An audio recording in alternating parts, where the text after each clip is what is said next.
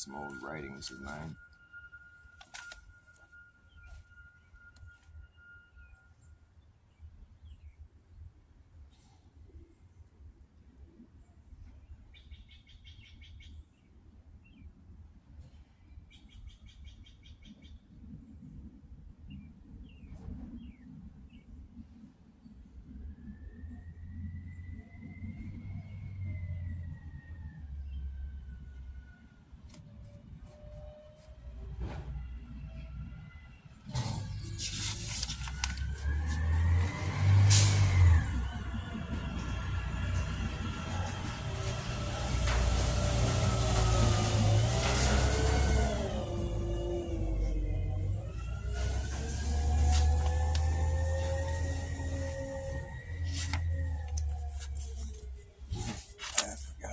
Some of these lines I like that. There's no stupid questions, only stupid teachers. That's a good one.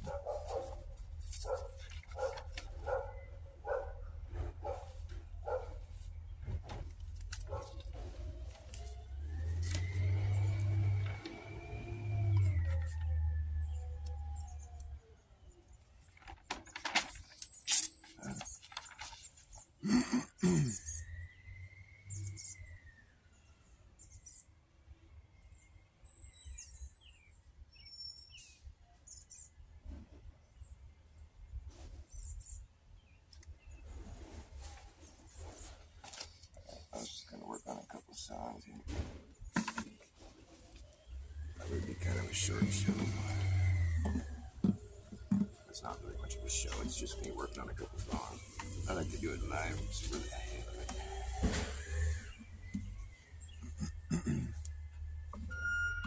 It's garbage day. In case you're wondering what the beeping is. Garbage day!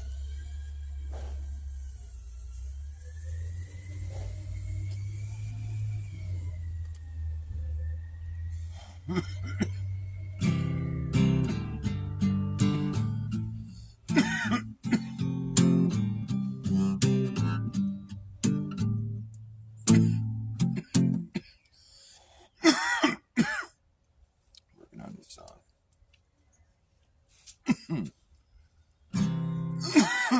Pardon me.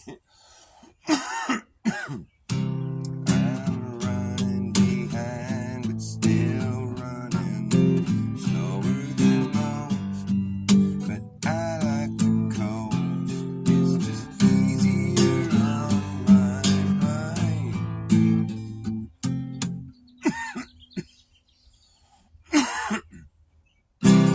I'm running behind, but still running slower than most.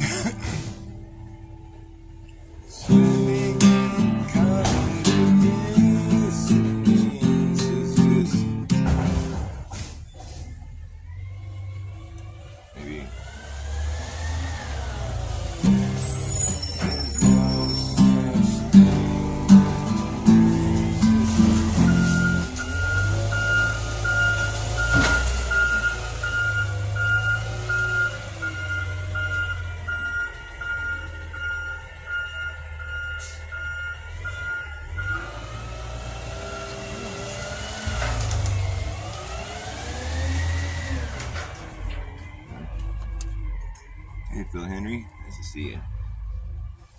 I don't know if you're still there. It doesn't look like it. That thing always says 0, though. Sometimes there'll be people in here and it says 0. And it just wants me to feel like nobody loves me. Swimming in cognitive dissonance. It's just easier to dismiss some things as just another coincidence. Instead of swimming in cognitive dissonance, it's easier to dismiss this as just another coincidence. But there's no such thing.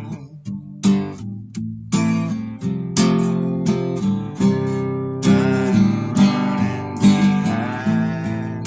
I'm still running slower than most. But you see, I like to coast. Is that how it goes? Let's see. I'm running behind, but still running slower than most. But you see, I like to coast. It's just easier on my mind. And I've always known the answers.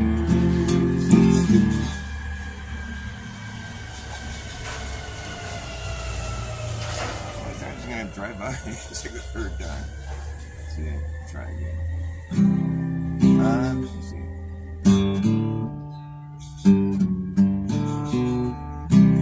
I'm running behind, but still running.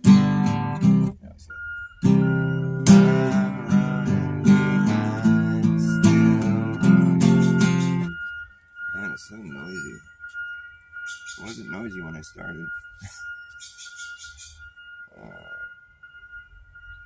Something else we're gonna work on too. Every minute of the day is another sucker born. There's a come to calm down, and the damage is done when you come to the dawn. Let's see. Every minute of the day, there's another sucker born. There's a come to the dumb down. Every I can't sing because I need to smoke some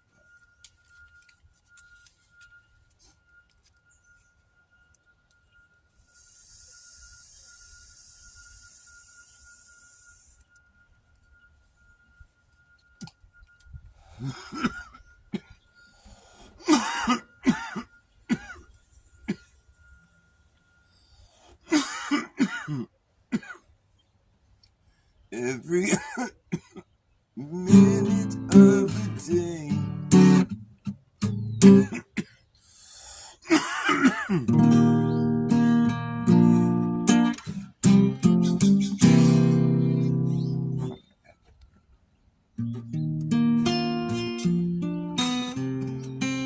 I don't even need that part.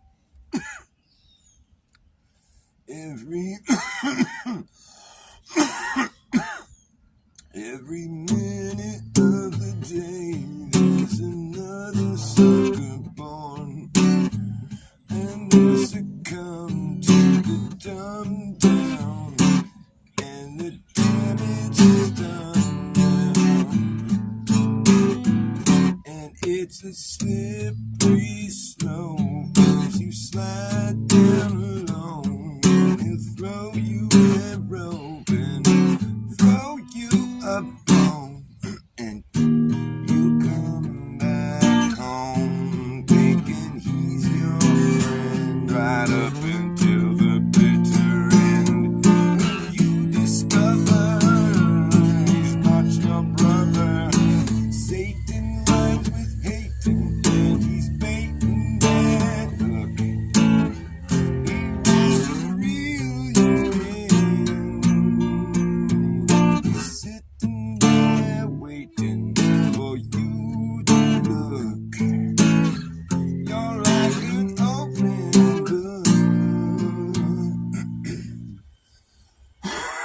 I kind of like it better like that.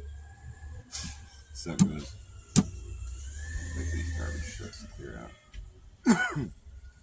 Every minute of the day, there's another sucker born, and they succumb to the dumb down, and the damage is done now.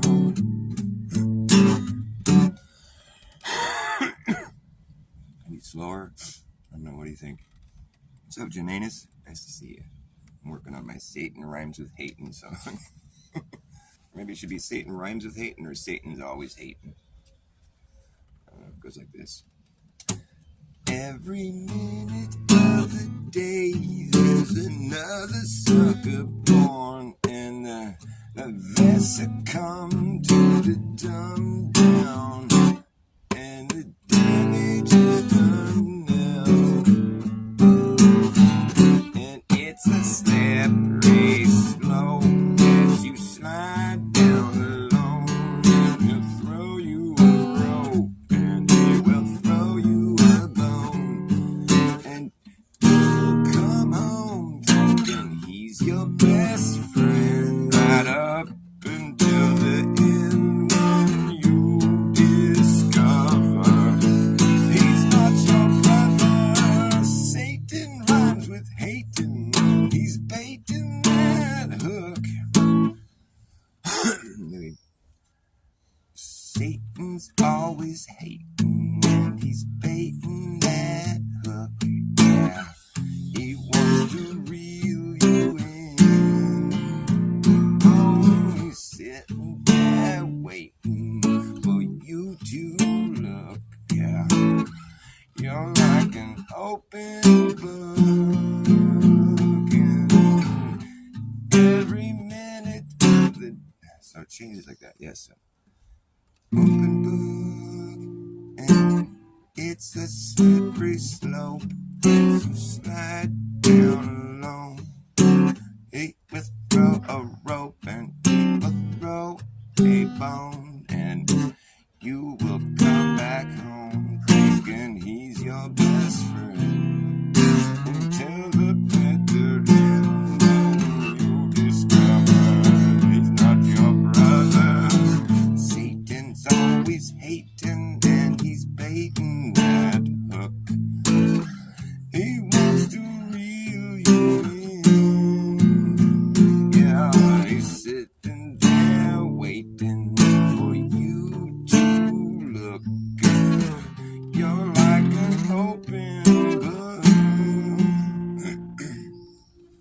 Every minute of the day, there's another sucker born, and they succumb to the dumb down, and the damage is done. Succumb to the dumb down, the damage is done now. The damage is done when you succumb to the dumb down, and it sickens you, all the things that you do. Satan's always hating, and he's baiting that hook. He wants to reel you in. Yes, he's sitting there waiting for you to look. You're like an open book, and it's a slippery slope as you slide down alone, and you throw a rope, and throw a bone, and you go back home thinking he's your best friend, right till the end, when you discover that he's not your brother undercover. Satan always hating, he's baiting that hook. He wants to reel you in. Yes, he's sitting there waiting for you to look. You're like an open book, and when you see his evil grin,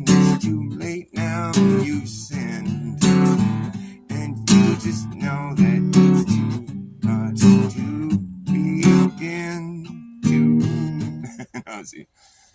And your first mistake was thinking God's forsaken you, when in fact it's you who's forsaken him, and you let Satan in. That's when you sin. And Satan's always waiting, he's baiting that hook, yeah. He wants to reel you in. Yeah, he's sitting there waiting for you to look. You're like an open book. Every minute of the day there's another sucker born. They succumb to the dumb down, and the damage is done when you succumb to the dumb down. Yes, the damage is done when you succumb to the dumb down. Do you think I should add that part? Is that not necessary? The damage is done when you succumb to the dumb down. It comes down to this. I guess I gotta have that part there. It's like the hook. So it's every minute of the day there's another sucker born. Motherfucking worn down. But the damage is done now. Yes, the damage is done once you succumb to the dumb down. Acceptance to the things you have to do. Yeah. Satan's always waiting, and he's baiting that hook.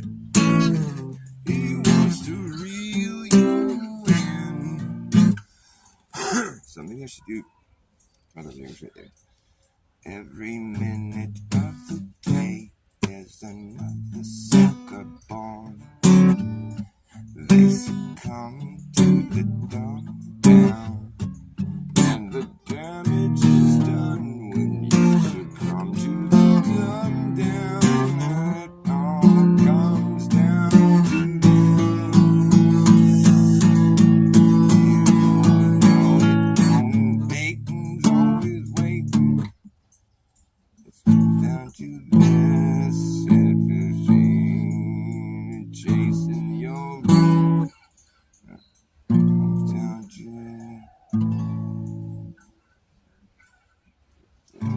things come to the dumb down. If it's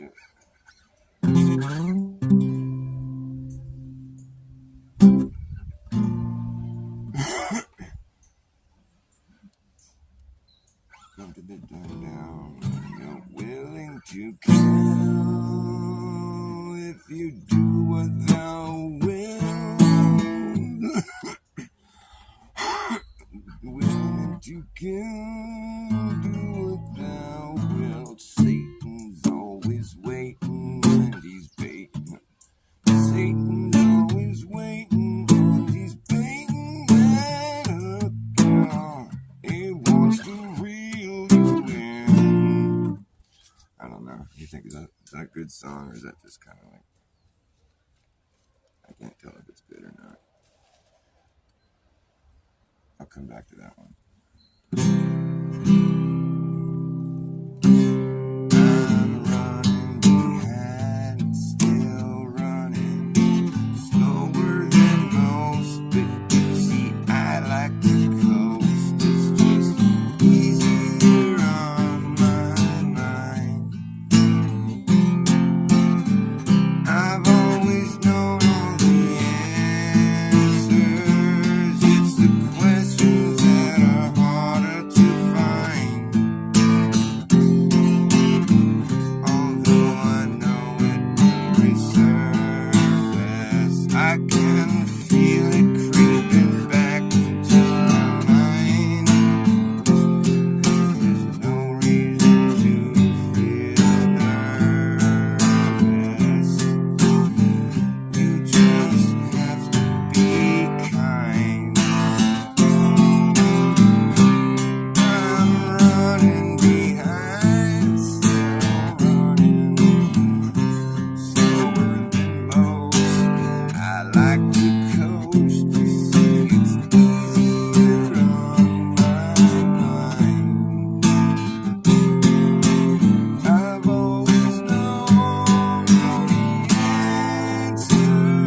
These are questions that were harder to find. There ain't no stupid questions, but there are stupid teachers all the time. They just don't ever want to teach you a lesson. They'll keep you guessing. You won't see the truth until you question your lessons. And teachers are teaching to you. I've always known all the answers. These are questions that were hard to find. But I know I'll see them resurface. I can feel it creeping back into my mind. There's no reason to feel nervous. You just have to seek your mind.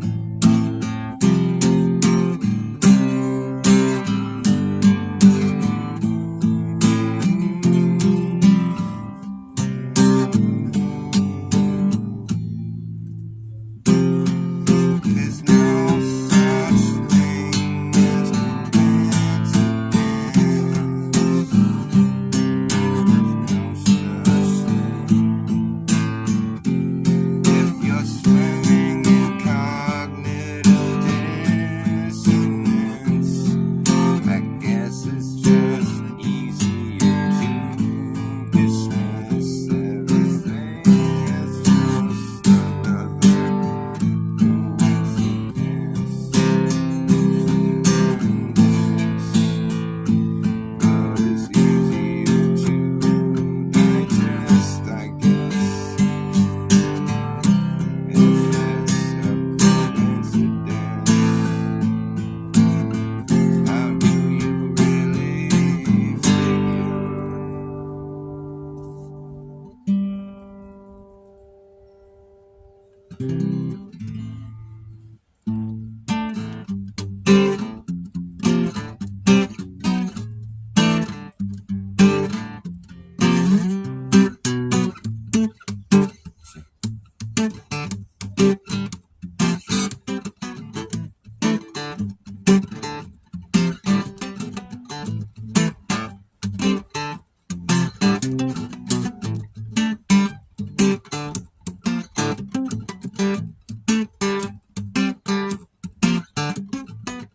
Sorry.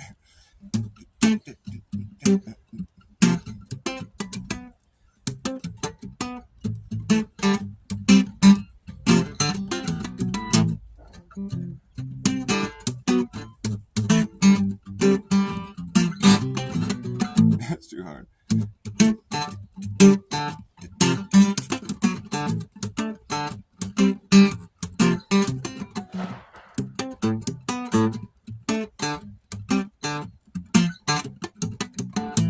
Too hard.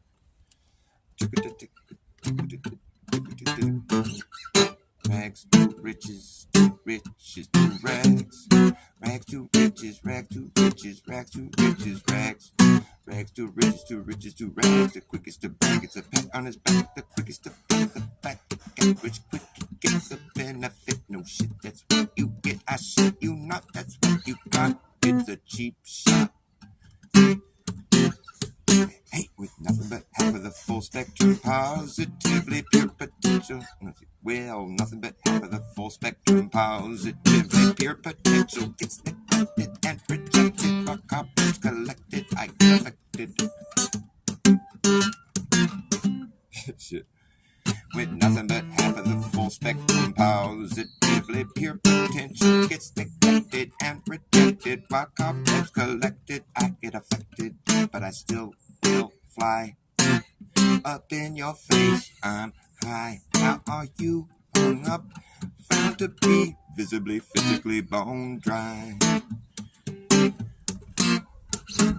I'm high, how are you? Hung up, found to be visibly, physically bone dry. I'm high, how are you? Found to be visibly, physically bone dry. Oh, fixations. Let's see, notice. I'm high, how are you? Hung up, found to be visibly, physically bone dry. Oh, visibly, physically bone dry. Your fixations are evasive. In the end, they just get lost in a stream of like-minded bad ideas that just run off the solid matter of fact. Like that down to the big drink where all water sinks down to its own level, way below the notion of my musical emotion. Sits there at the air above your ocean of despair, where collective cynicism, negative organisms are swimming in them. Collective cynicism, negative organisms are swimming in them. You gonna go on a run? Yeah, I'm gonna go uphill. Okay, baby. Don't wear too short because I feel weird if I'm. I love you. It's an early day, so if I'm not here, Okay. whatever. I love you.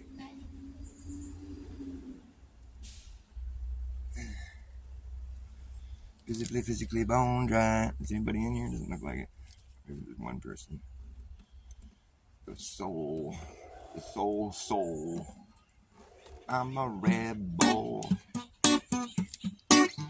Soul rebel. I'm a capturer. Soul adventurer. I'm a rebel. Soul rebel. I'm a capturer. A soul adventurer.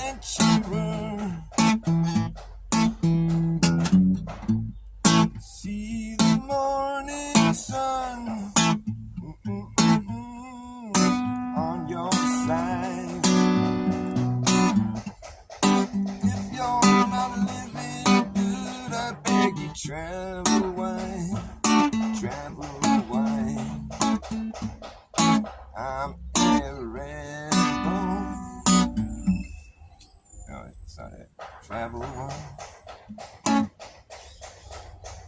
Oh yeah. Said I'm a living man. Said I'm a living man, and I've got work to do. If you're not living good, then you must be blue. You must be blue. I'm a rebel.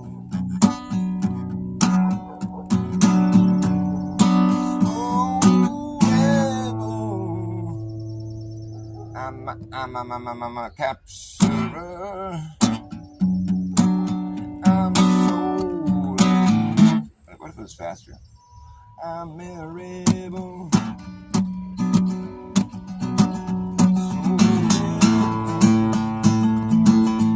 I'm a capturer. Soul adventurer.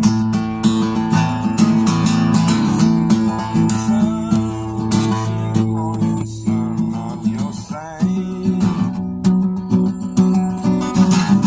If you're not living good, baby, travel wide.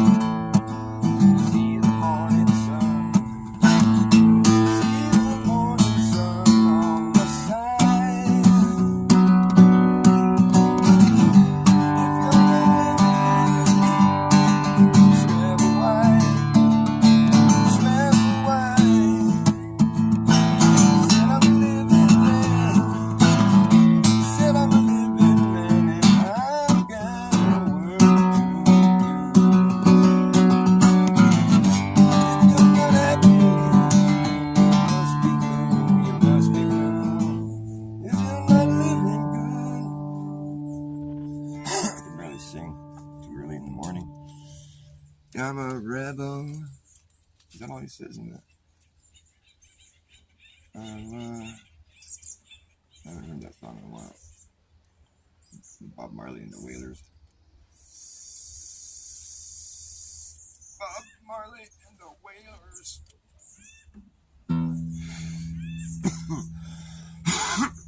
Papa was a rolling snowball. Wherever he lay, flat was his home. They say he rolled away one cold day.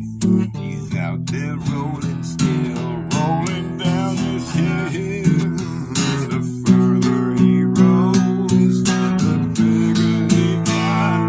Now he's gotten so big that he cannot stop rolling, Papa.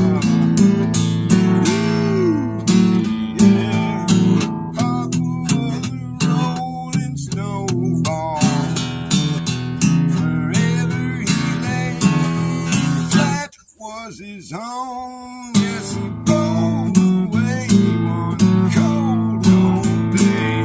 Now he's out there rolling still down this hill till he burst through the front door and melted into a puddle on the floor.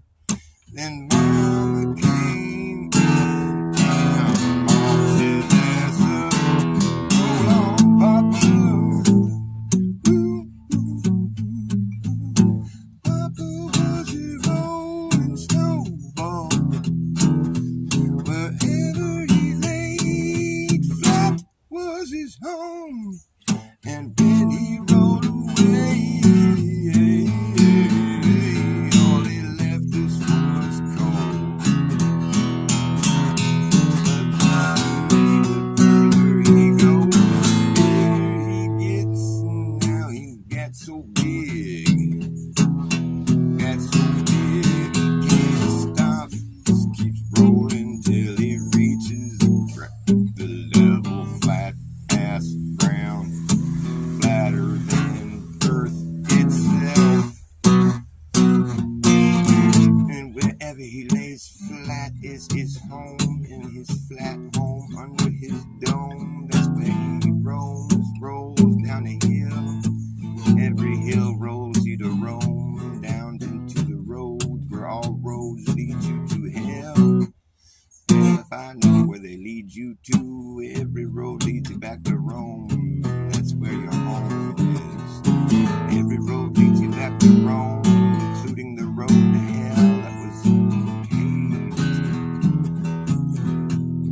Just as well, you meant well when you paved the road to hell.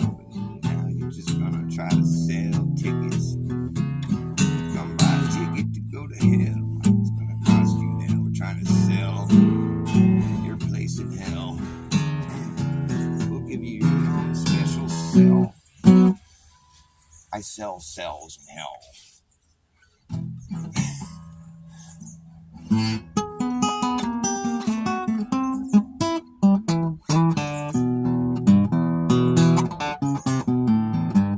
You gotta pay to get out, you gotta pay to get in, to get you coming and the going.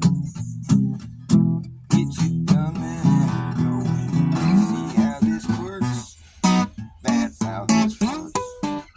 It's a long con. It's a long con going on.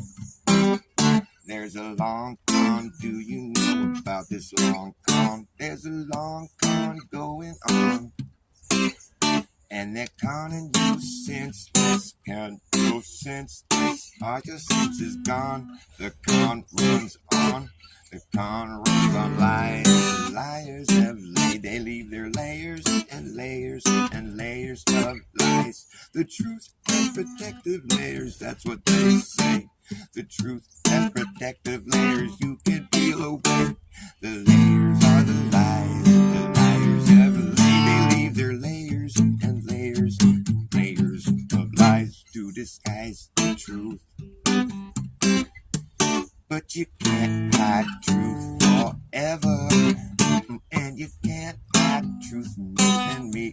To test it, you will a seat. You can put me through the test, you will see that I'm better than the rest. Yes, that's me, that's who I hope to be. Yes, sir, yes, ma'am, that's who I am. Who are you? Do you know if what you're doing's fucking wrong? And it's the long gone. You better step down from your throne before you're thrown down from the steps. Yeah, that's what could be coming next for you. Shit. That's what could be coming next for you if you test it. Oh, yes, sir, you guessed it. Your brain's wrecked, you're trying to catch a rain check to buy a ticket to a train wreck. You better get your brain checked. I expect it from you. You can put me through the test, you will see that I'm better than the rest. Yes, that's me. It's a long con going on and on for far too fucking long. You can step down from your throne before you're thrown down from the steps. That's my favorite line. I always forget about how clever that is. Okay, one more song and that's it. What is it going to be? Something I want to do. I can't remember now.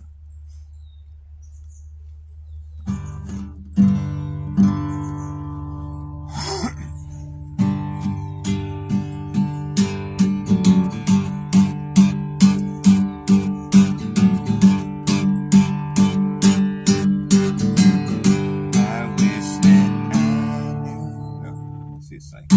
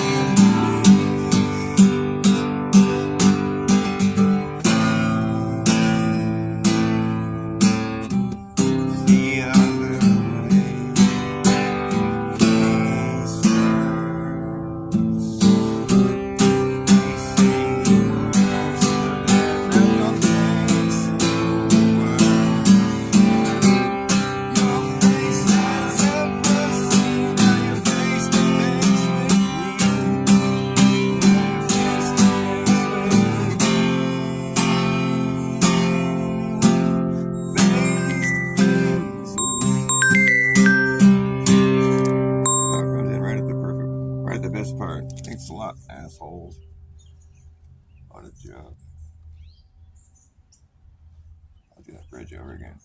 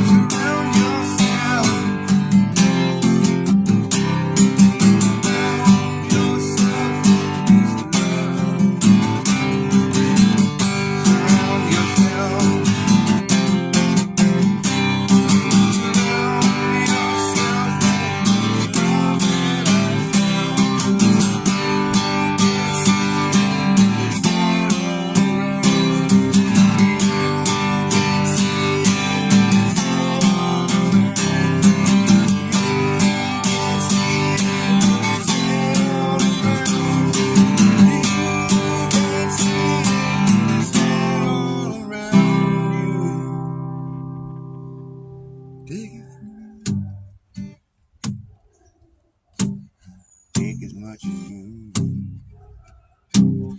Take it, please.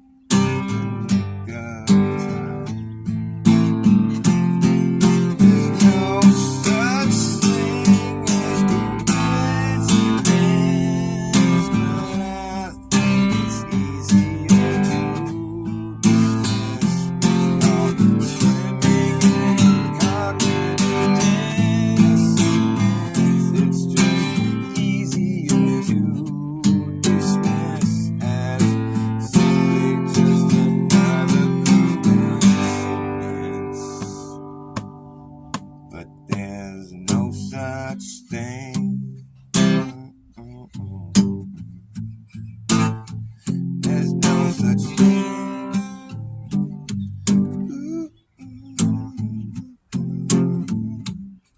There's no such thing. Oh, that was the end of the song, anyways. What's up, Justina? Nice to see you. That's not a very gracious ending. I need to get new strings on that thing, anyways. I was playing with a 5-string because the high E string broke. Want to see my plants? Let's see here. My babies. I'll probably get flagged by YouTube for this. I showed my buds last year when they were grown, and I got like a fucking flag. They're like, this is, I don't know what they said, it's illegal or something. Dude, I'm just showing my garden. How fucking ridiculous. That AI is getting all uptight and shit. This looks like something. It's an illegal substance. No, it ain't. That's just like people talking, man.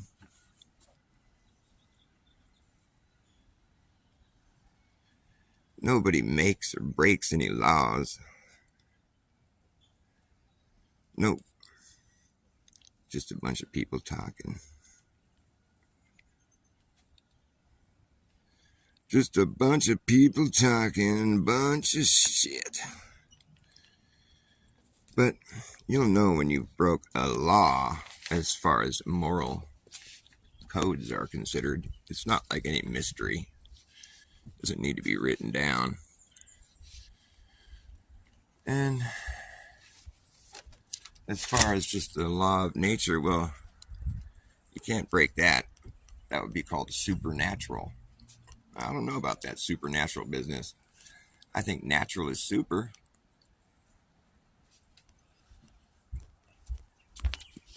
To say something's a miracle is just to say, well, we don't have everything quite figured out now, do we?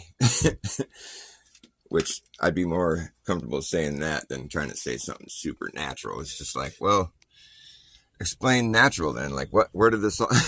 I mean, I know what the explanation is. It's like everything exploded out of nothing, and, you know, it's been exploding ever since, and we're just living in a big bang that happened for no reason.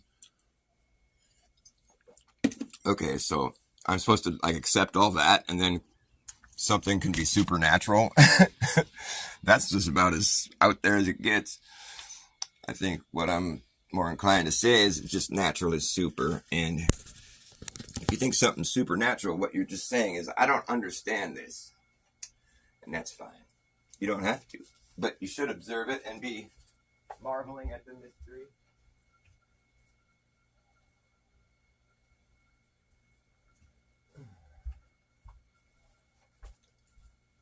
You know, it's like I think we miss out on a lot of like experiences just because we're programmed to not think that it's possible.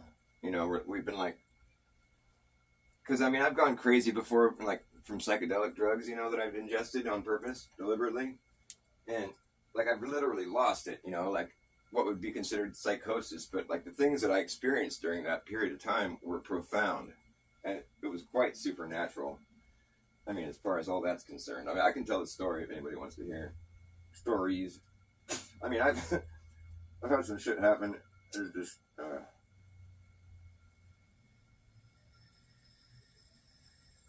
if anybody wants to know the story,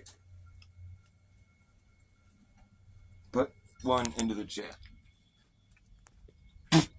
Or stories. I got plenty of stories. But like as far as supernatural things are concerned, what I've experienced in that regard, I think just about every time was drug induced. But that doesn't mean it wasn't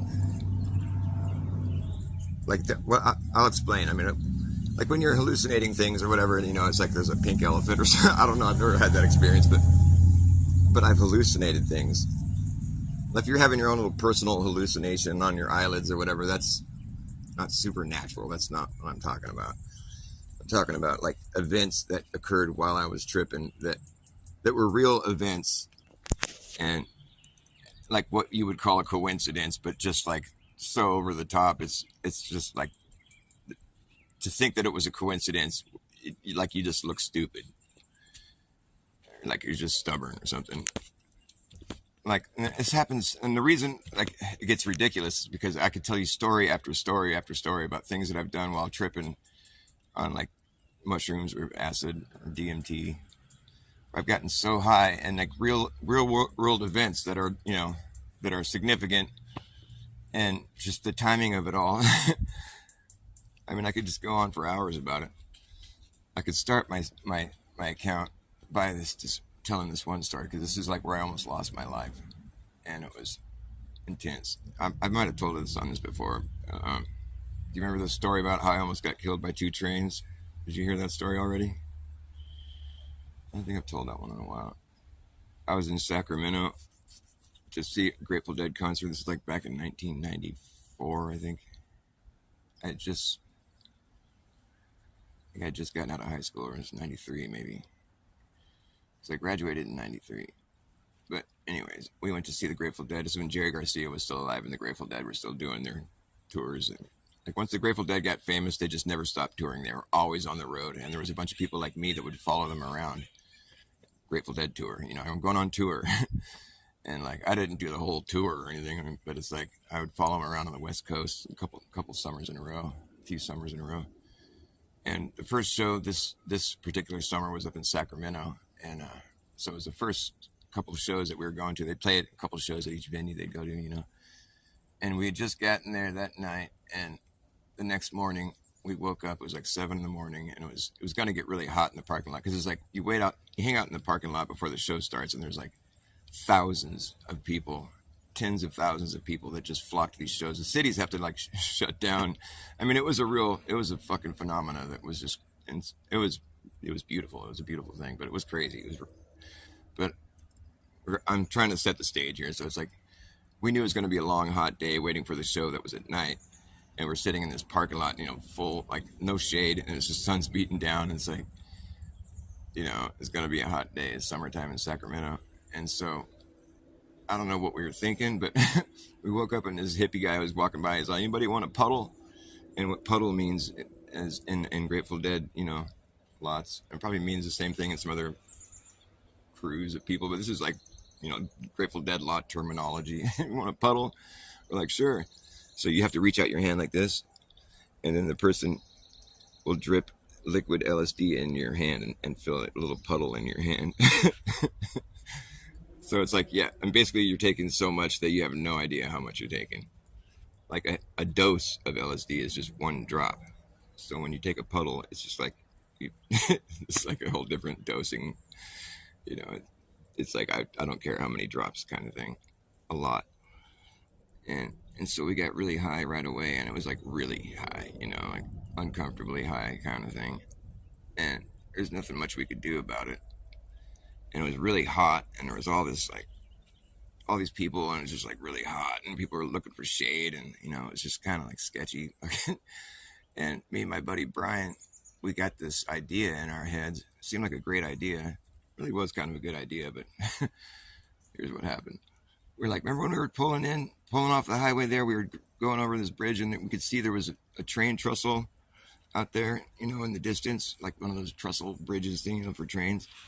I was like, it's probably a river underneath that train trestle. We could go find and go jump in it. It's probably the Sacramento River or something. I don't know what river it was. It was a big river, but although it was low on water, I think it was during the drought. But still, it was a decent swimming hole we found. But so we decided to go find a swimming hole, because we were just like melting in more ways than one. And we get out there. Well, first we walk through this field, all this fucking dry brush, and it's just hot and fucking miserable, and we're just tripping too, so it's just really intense. I'm just like really intense. But we finally, it just seemed like such a mission, like this epic, we're gonna go find water or we're gonna die kind of thing. And we get to these train tracks, and there's 2 sets of tracks, and we just took a guess, right, because we couldn't see the trestle yet. There's like all these high weeds and shit. I'm like, I think it was to the left. So we start walking down these, there's 2 sets of tracks, like, so it's a big enough area for 2 trains to pass each other out there. And so we get out to this big bridge where the train trestles are. We finally get there, and it's a fucking huge bridge, and we're like, walking up. We see a good spot to swim, like on the other side of the river, down kind of past the bridge there. And we're like, okay, let's cross the bridge and go swimming down there. We're walking across the bridge, just marveling at all the. I mean, it's like this huge ass train trestle bridge, and when you're tripping, like anything like that, just seems so like it's amazing. And we're just tripping on it. We're like, wow, this is cool. We're looking at the river, and just kind of dilly dallying, and all of a sudden, one of us notices that a train's coming, and we can see it off in the distance. We're like, oh, here comes a train. And we're like, okay, well, let's figure out which set of tracks it's on, because like this is a big fucking bridge.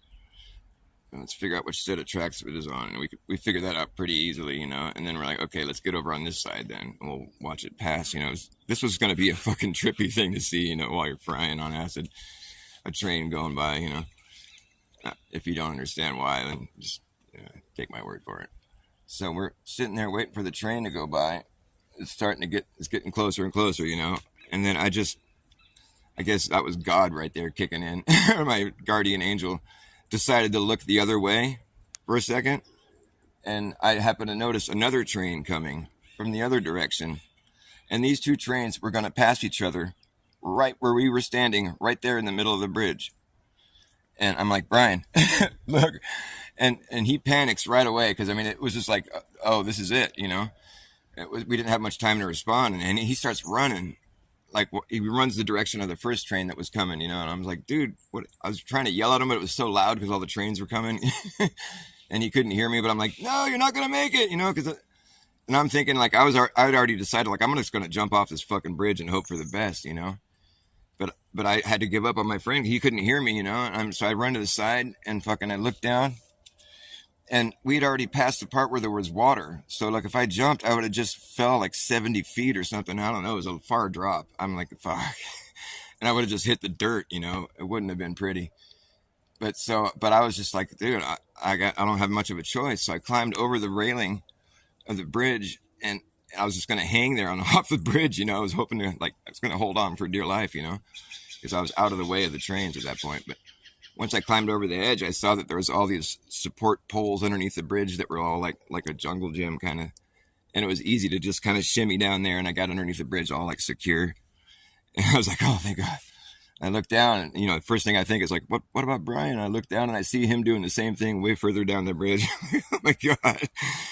Because I mean, they were passing over me. By the time I was under the bridge, they were already both passing over me. I would have been smashed.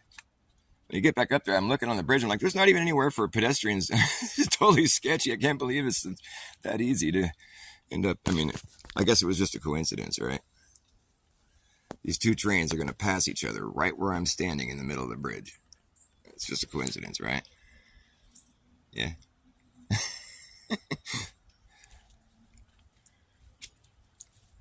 I guess could be. Wrong place at the wrong time.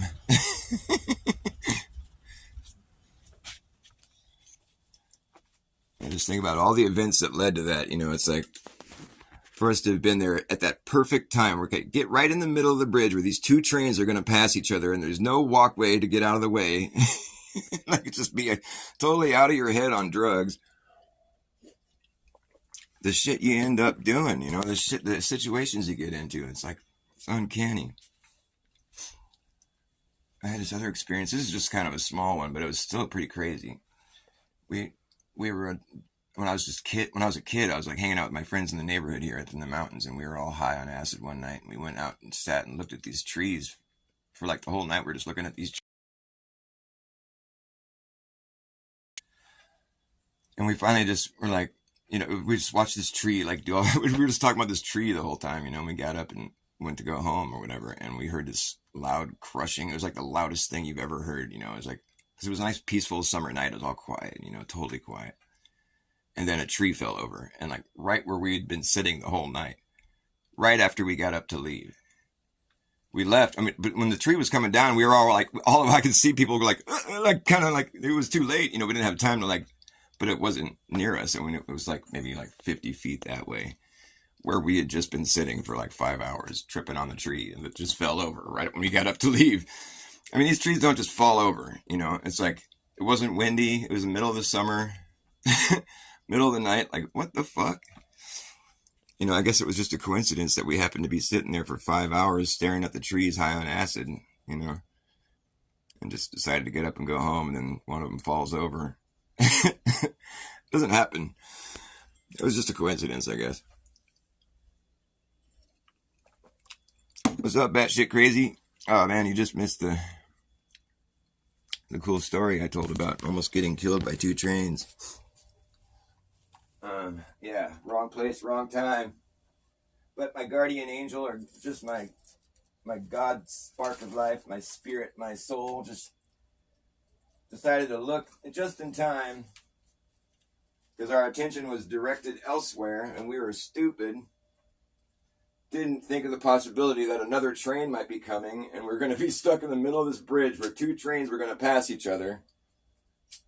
And it's a big enough bridge where you can't fucking run to the other side really quick. So you're just stuck having to either jump off the bridge or do what we did, which was climb under the bridge. And just like we had like 30 seconds to react. It was not enough time. But we did it. We got lucky.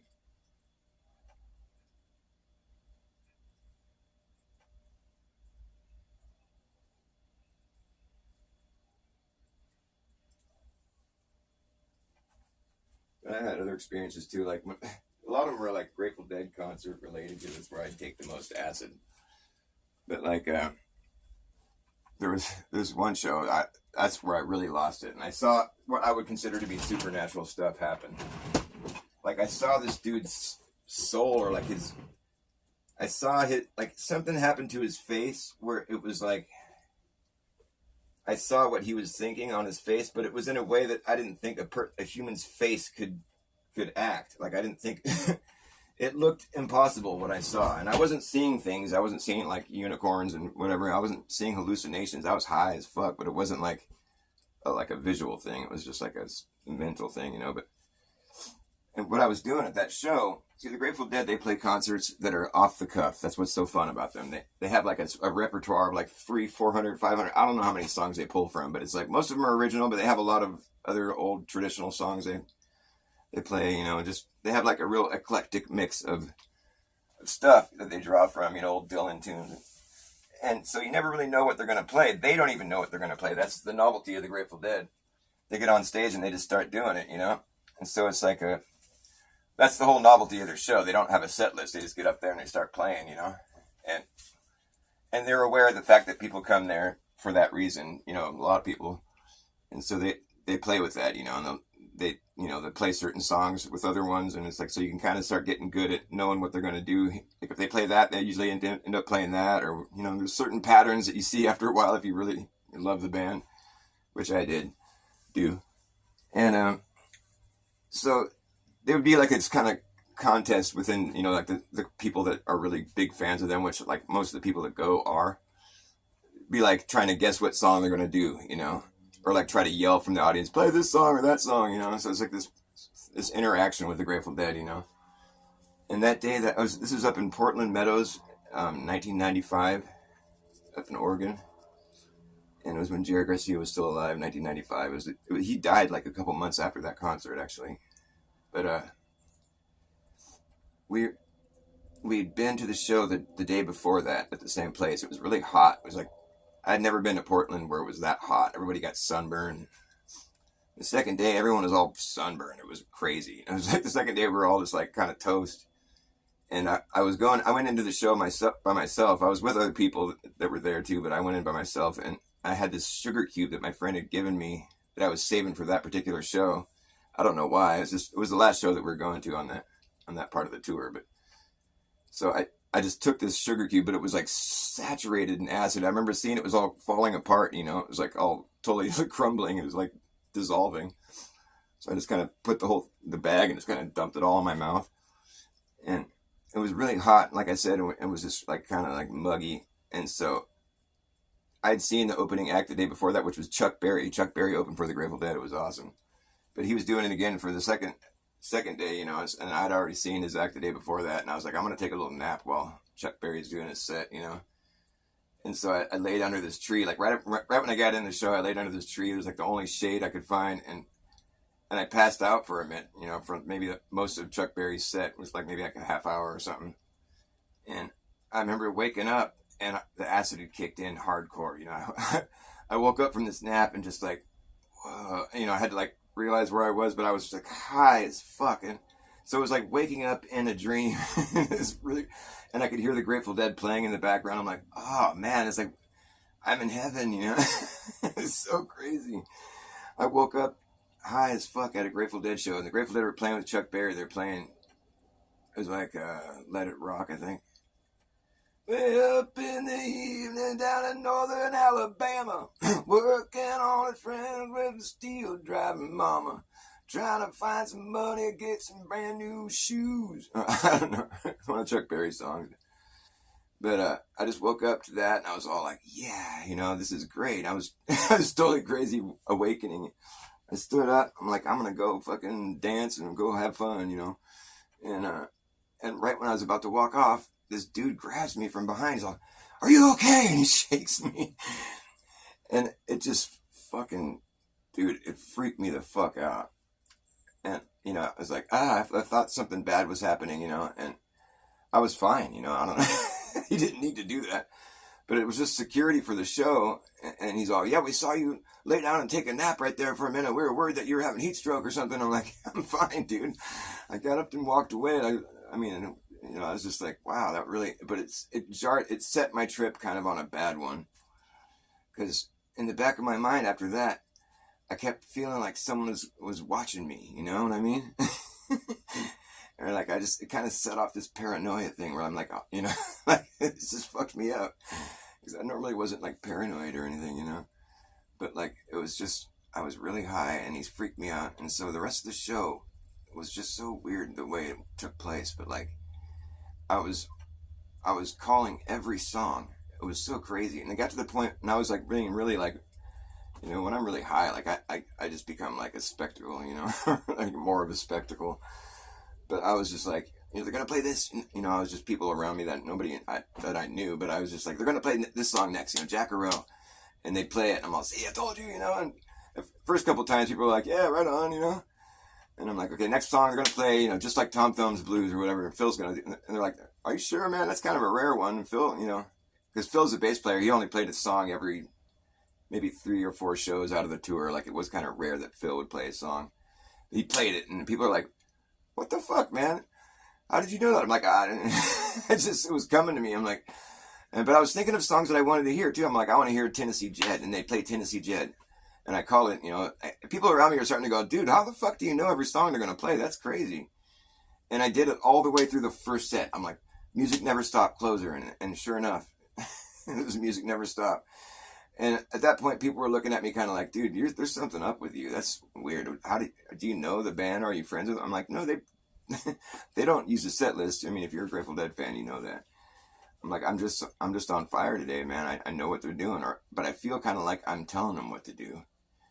And people were kind of like, well, that's kind of weird, dude, you know. And I was kind of getting out there in my mind, you know, and I still had that weird sort of paranoia vibe going, but I think I was kind of making some other people feel paranoid because I was kind of just all, I was up there, I was out there, whatever.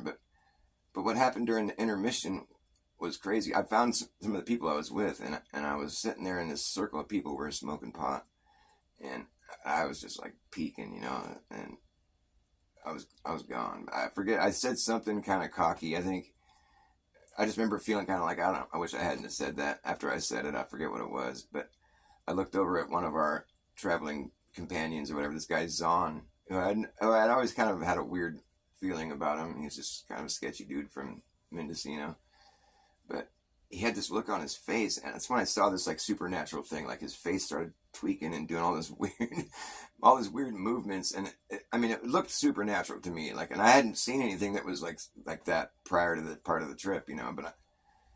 But like, his face did all these tweaky weird things. It looked like I was watching a demon transform or something, and it was directed at me. And he was like, if you don't get the fuck out of here, I'm gonna freak the fuck out. And so I fucking stood up and bounced. I didn't try to like look back or nothing. I was just like, I'm out, dude.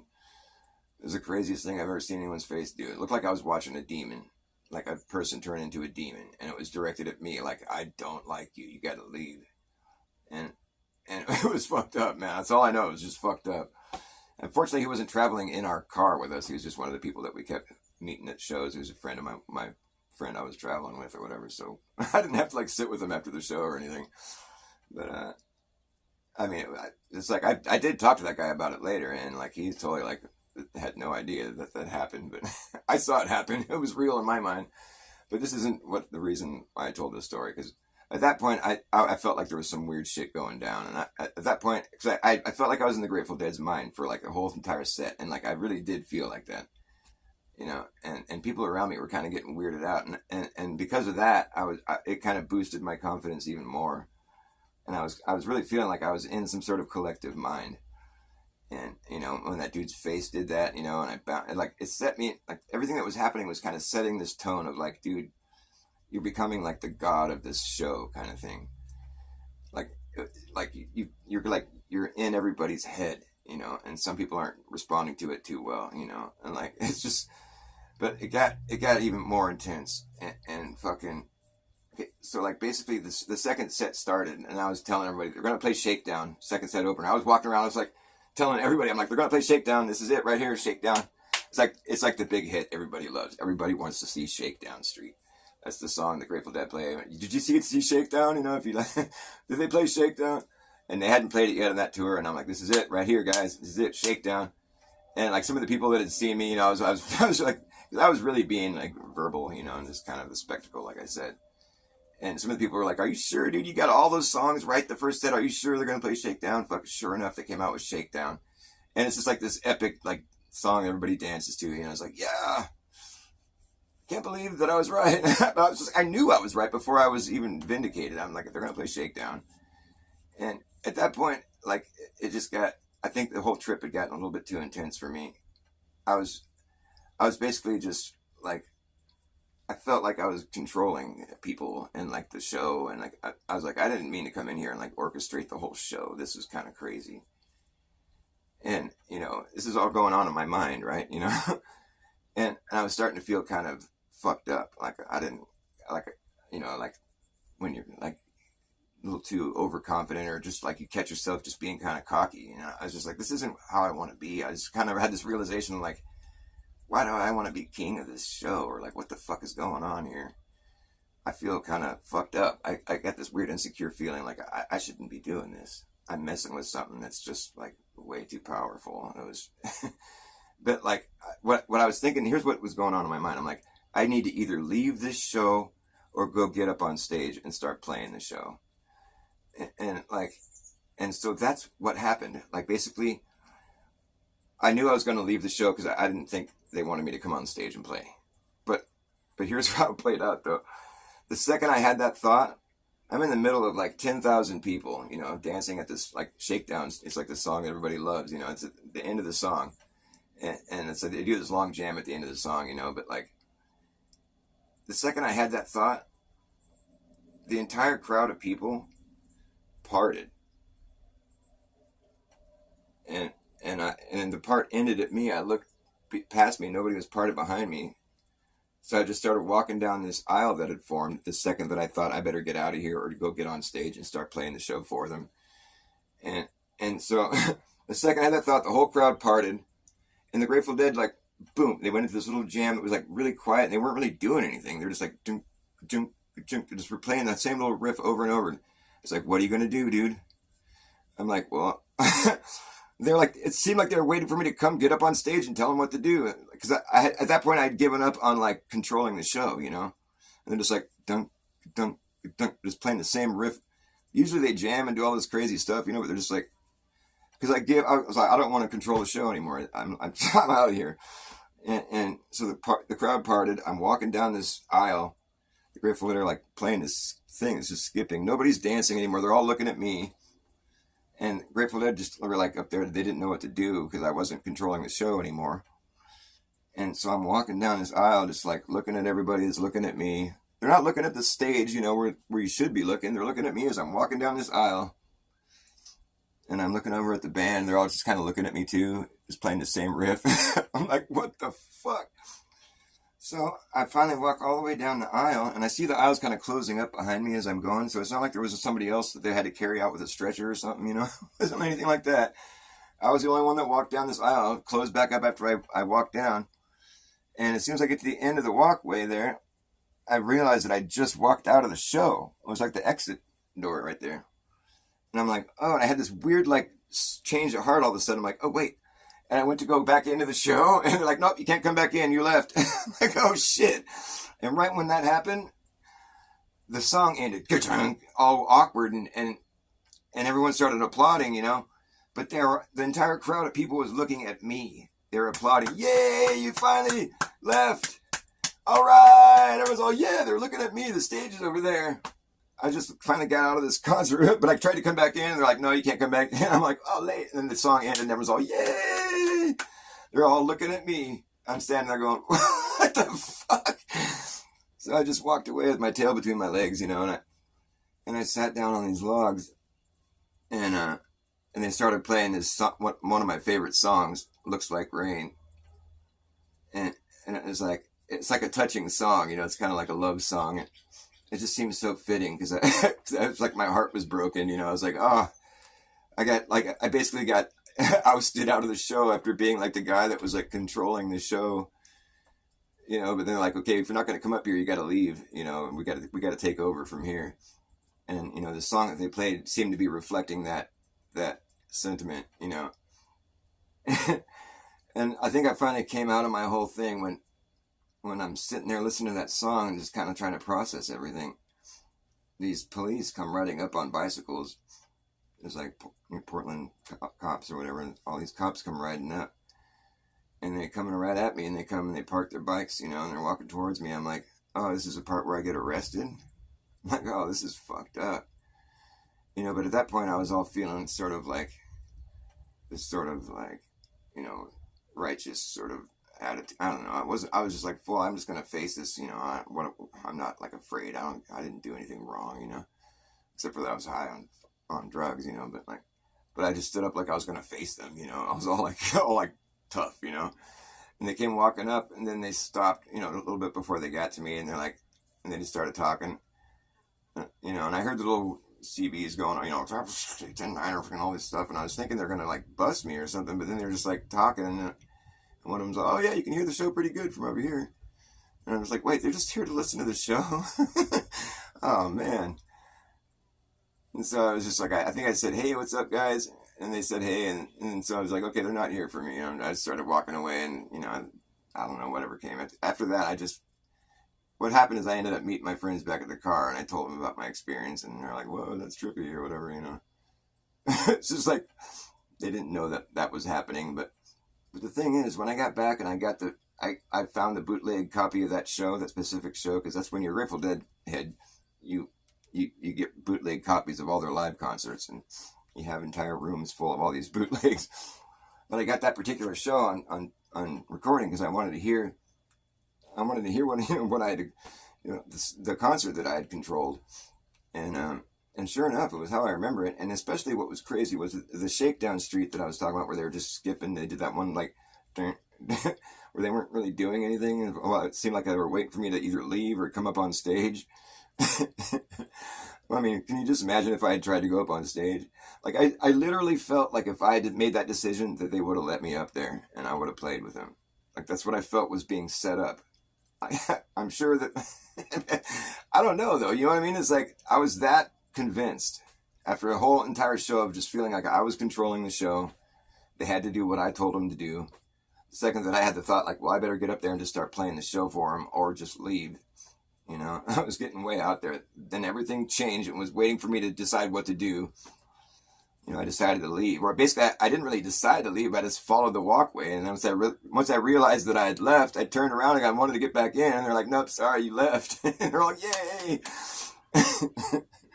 But the whole bootleg sounded just like how I remember it, though. I'm like, well, that's crazy, dude. I mean, when you think about it, it's like, I'm sure they wouldn't have let me on. I probably would have felt like a complete ass. Or maybe, you never know. That's the thing I always trip on. I'm like, what if they just let me up there and I started playing? No, I'm pretty sure that wasn't about to happen, but it really seemed like it. You know, when you're tripping, it's like, was it just a coincidence?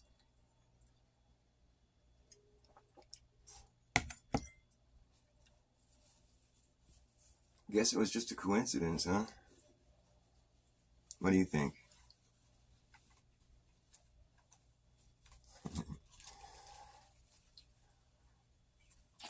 Nothing shaking on Shakedown Street. It used to be the heart of town. Don't tell me this town ain't got no heart. You just gotta poke around. You just gotta poke around.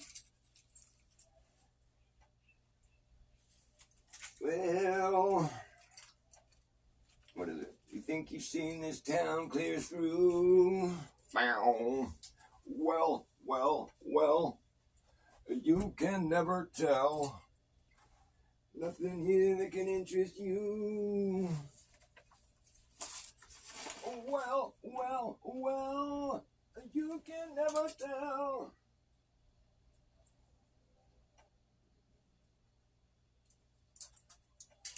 Maybe that's 'cause you missed out on the thing that we had to start. Maybe you've had too much too fast. Maybe you had too much too fast. Maybe you had too much too fast. Much too fast.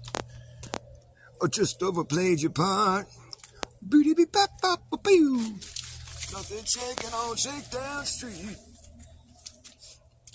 Used to be the heart of town. Don't tell me this town ain't got no heart. You just gotta poke around. You just gotta poke around. That's right, I broke a string.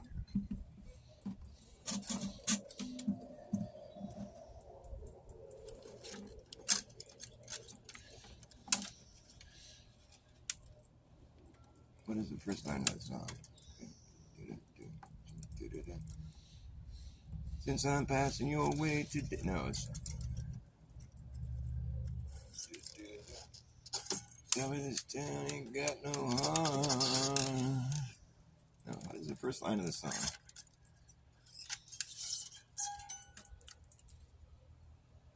I forget now. I wonder if I could fix the string. Should I try to fix the string?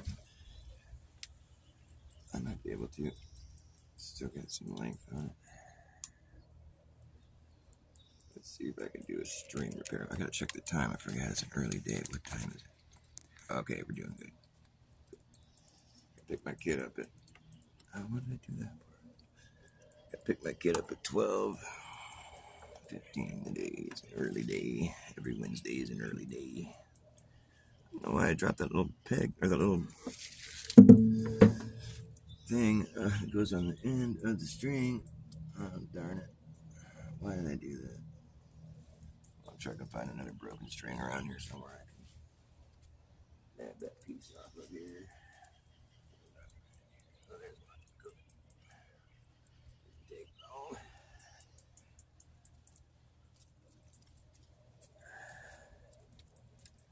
I think that was the last show I went to on that tour too.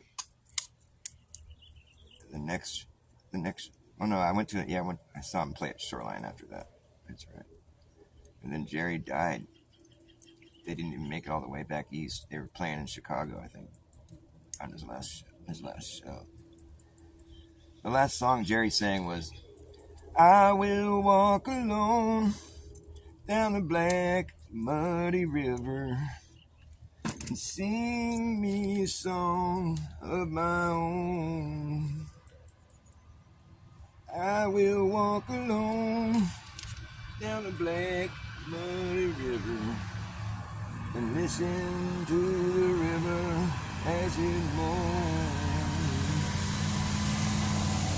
Black, muddy river, roll on forever. I don't care how deep or wide, if you got another side. Roll, muddy river, roll, muddy river, black, muddy river, roll.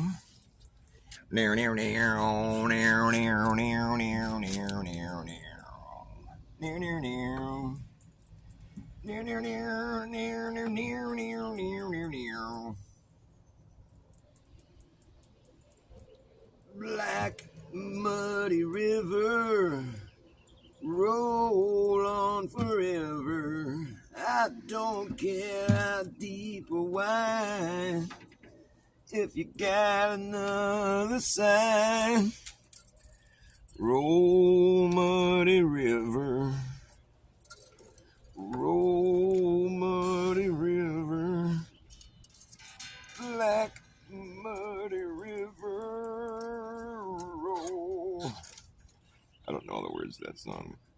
That's apparently the last, that is the last song that Jerry played. And they were lighting off fireworks that night too, which is kind of rare.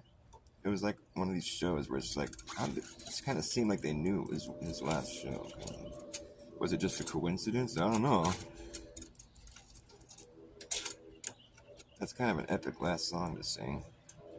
And like the song is about him dying. It's like if you the rest of the lyrics, if you look at all the lyrics about for that song, it's literally a song about him dying.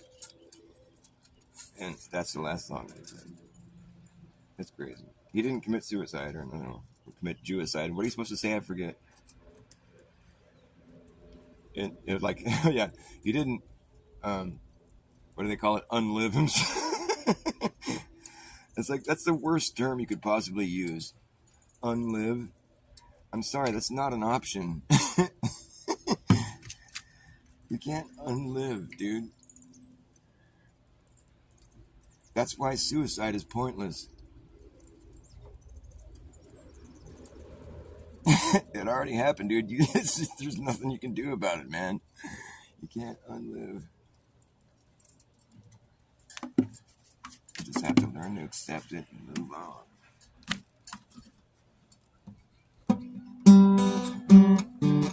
But I understand it's hard sometimes.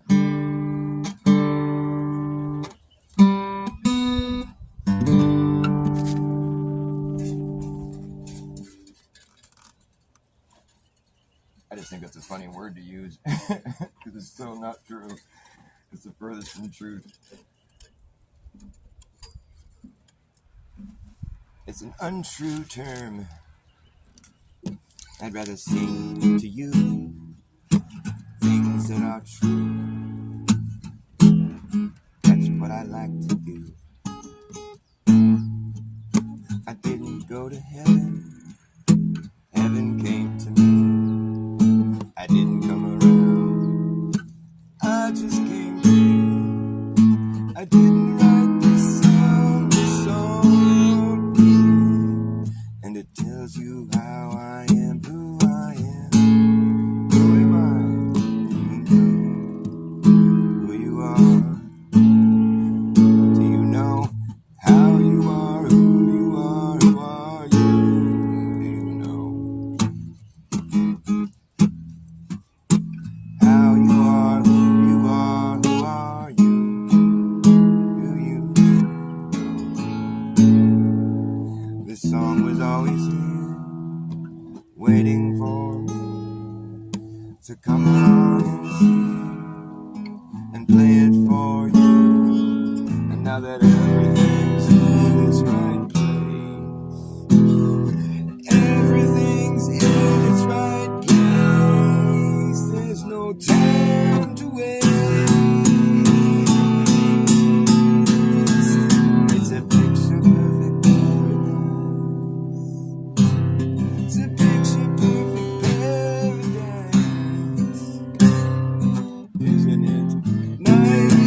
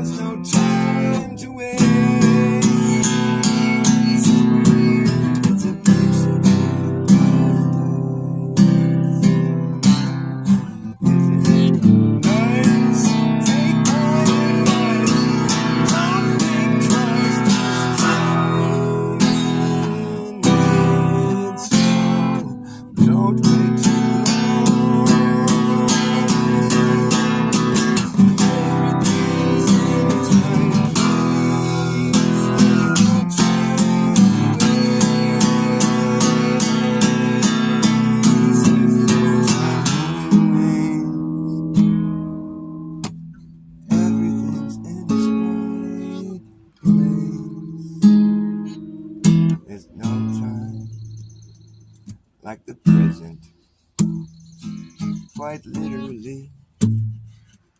The past is gone immediately. The future never really comes, but we will always be in the present waking moment. This moment that we see is the only moment that's ever been, the only moment that anyone will ever know, the moment we are currently in. There's no time like the present, quite literally. I didn't go to heaven, heaven came to me. I didn't come around, I just came to be. I didn't write this song wrote me, and it tells you how I am, who am I? Do you know who you are? Do you know how you are, who you are, who are you? Do you know who you are? Do you know how you are, who you are, who are you? Do you know how you are, who you are, who are you? Do you know how you are, who you are, who are you? Do you know how you are, who you are, who are you? Do you know how you are, who you are, who are you? How high are you? How high? I'm high too. How high are you? Hi, how are you?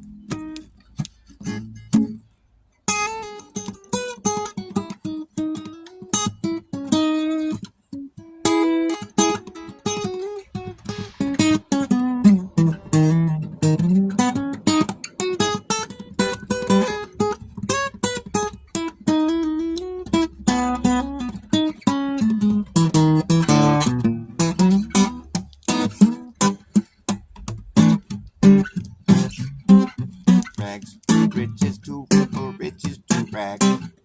Rags to riches, riches to ripple, rags to riches to rags. The quickest to brag, it's a pat on his back. The quickest to pat the back. The get rich quick is a benefit. No shit, that's what you get. I shit you not, that's what you got. It's a cheap shot. Rags of riches, which is it gonna be? Or which one is more wicked? Is it the rag or is it the rip? Is riches a rat?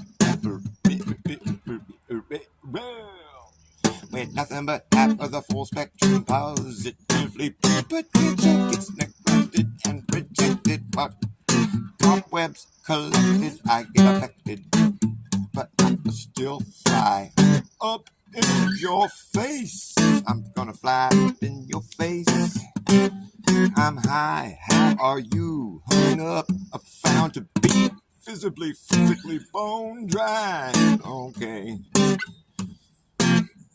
I'm high, how are you? Hung up, found to be visibly, physically bone dry. Oh no. Fixations are evasive. In the end, they just get lost in a stream of like-minded bad ideas that just run off their solid matter of fact. Like that, down into the big drink where all water sinks down to its own level, way below the notion of my musical emotion. You can sit there in the air above your ocean of despair, where collective cynicism, negative organisms are swimming in them. Collective cynicism, negative organisms are collective cynicism, negative organisms are swimming in them. Tide, ripping them up and spitting them out. Okay, spare me from the glare. I'm aware you're down there. You're just ambivalent, but living it blatantly benign. Denied, defunct, punk. Oh well, yeah, floating is better than being sunk. Rags to riches, riches to rags. Rags to riches, riches to rags. Rags to riches to rags. The quickest to brag, it's a pat on his back. The quickest to pat the back. The cat rich quick, he gets the benefit. Oh yeah, oh no. Rags to riches to rags. The quickest to brag, it's a pat on his back. Rags to riches to rags. The quickest to brag, it's a pat on his back. The quickest to brag, the back. The cat rich quick, he gets the benefit. No shit, that's what you get. I shit you not, that's what you got. It's a cheap shot. Well, rags or riches, which is it gonna be? Which one is more wicked? Is it the rag or is it the riches?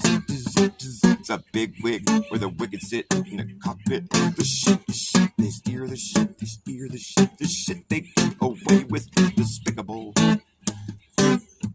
It's indefensible. Oh, okay. Riches, which is it going to be? Riches, rats, rats, which is it going to be?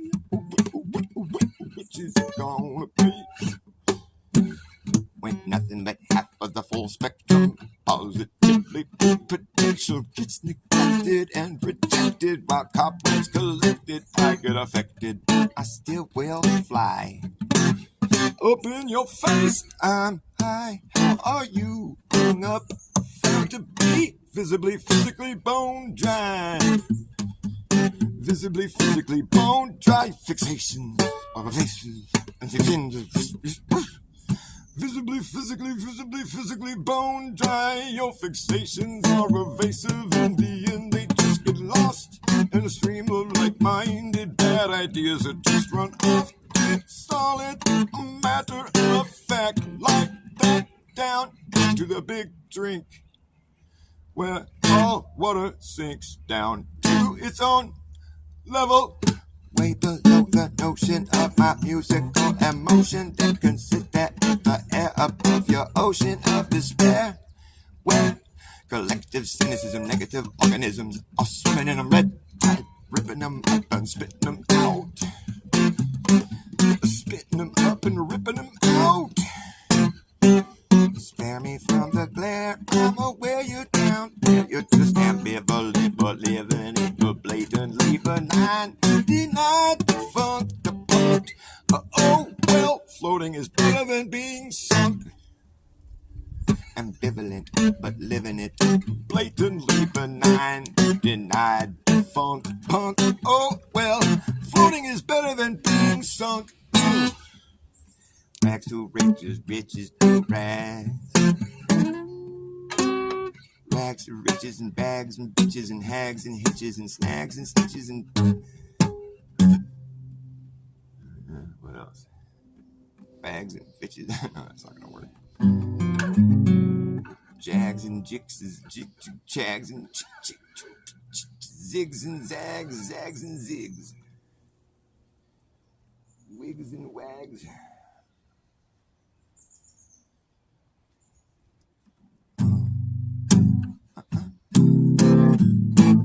Ooh.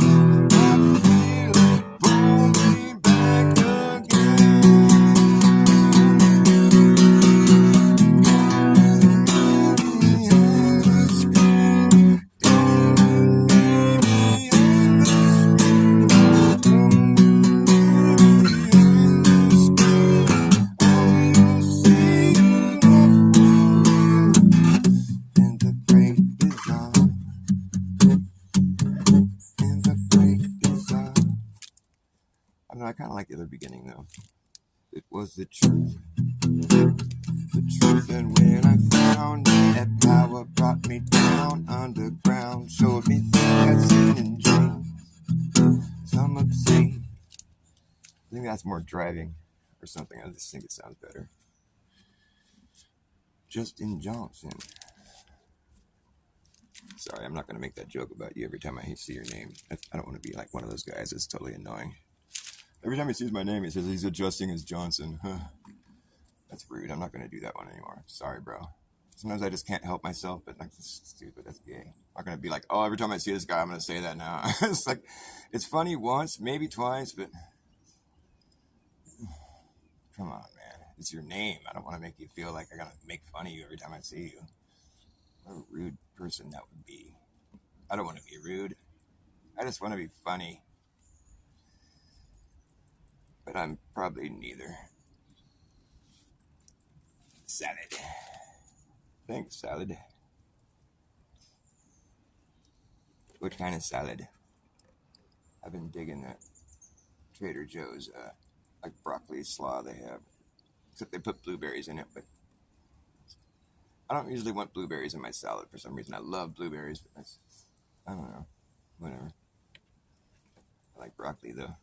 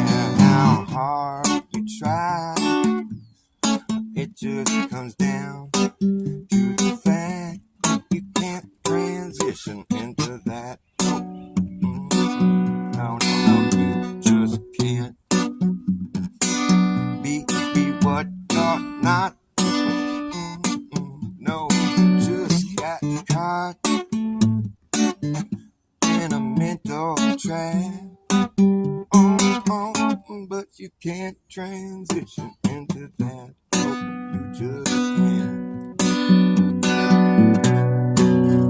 If we can see what you like to be, but that's something you will never achieve.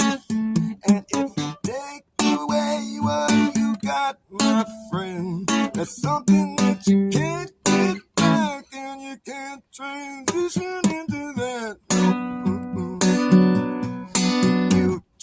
Can't transition into that. Something you cannot do. Don't care what they taught. And God has a plan for every woman and man. Don't turn your back on God. Don't turn your back on God.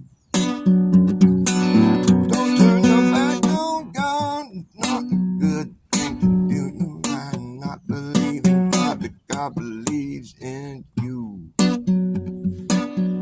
can transition into that. No. God believes in you. Believes in you. You. Can't transition into that.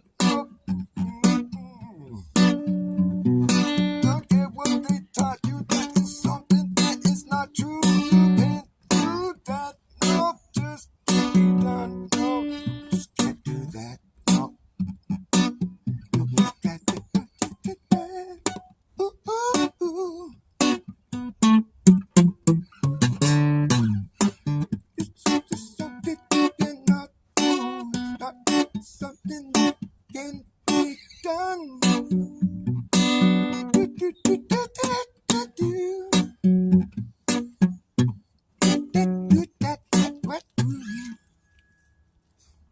Sorry if that was offending anybody. No, you can't. You can't do that. It's just something you cannot do.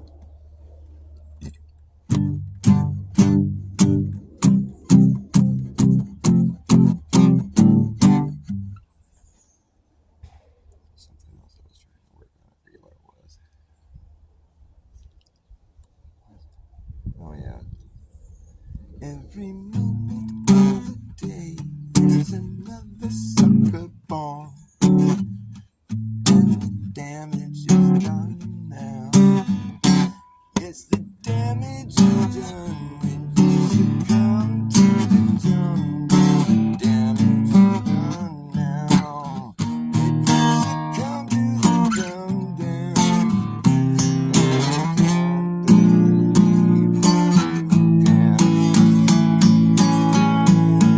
Satan rhymes with hating.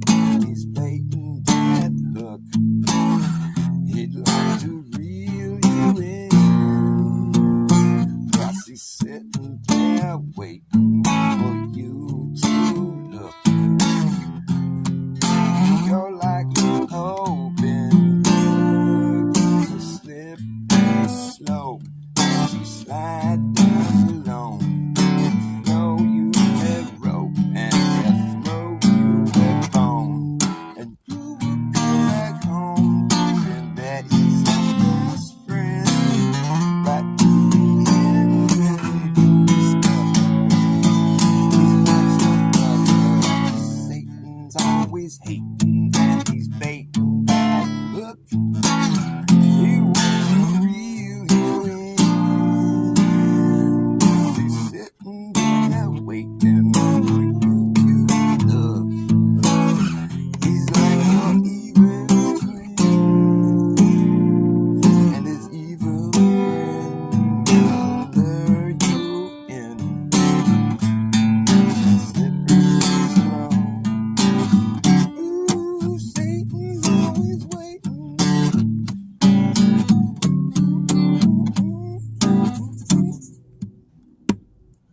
Satan rhymes with hate.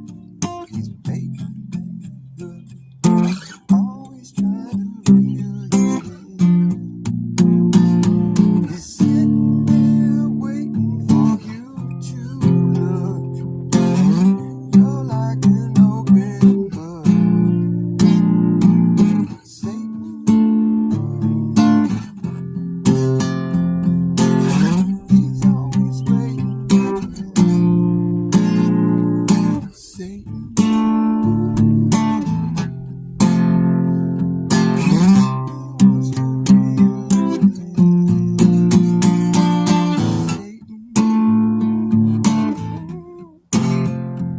Satan, always trying to reel you in. Satan, always trying to reel you in. Well, he's sitting there waiting for you to look. You're like an open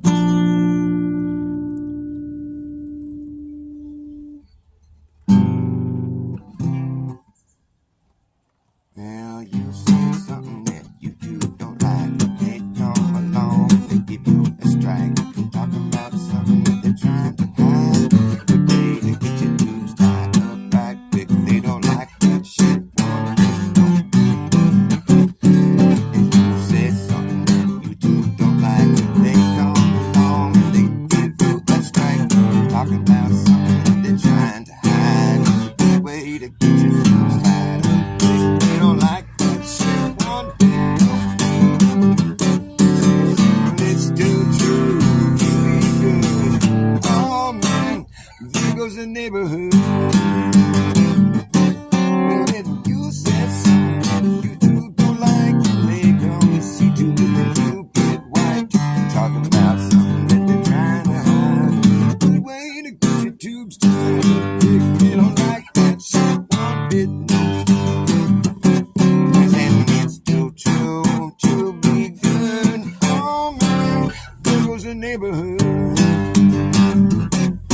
And if you said something that you don't like, they come along and they give you a strike. Talking about something that they're trying to hide. It's a good way to get your tubes tied up. They don't like that shit. About all I got. About all I got, folks. You said something that YouTube don't like. They see to it that you get wiped. talking about something that they're trying to hide. It's a good way to get your tubes tied up right quick. They don't like that shit one bit. Nope. Hi, baby. I love you.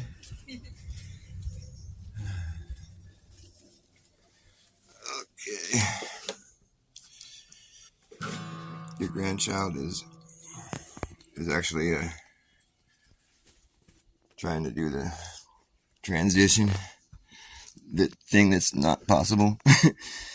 The thing you can't do, but they tell you that you're doing it anyways. I don't care what they taught you. It's something you cannot do. That sucks, bro. So she's gonna be a dude? I mean, not really, but she's gonna think that she is.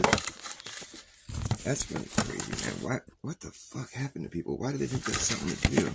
Am I still there? Oh, yeah, looks like I am. Alright, well, there's people here. It's like I don't want to end the show if there's people hanging out.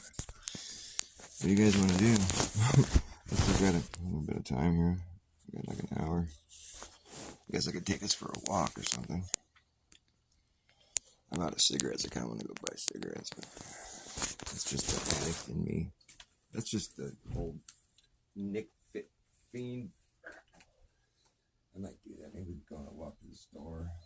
Although I hate the store up here. It's so expensive. It's like twice as expensive. You end up walking out of there paying like $20 for a pack of cigarettes. That's just not right. It should never cost that much. It's $1 a smoke. That's just highway robbery is what I call that. You said something that YouTube don't like. Yeah, so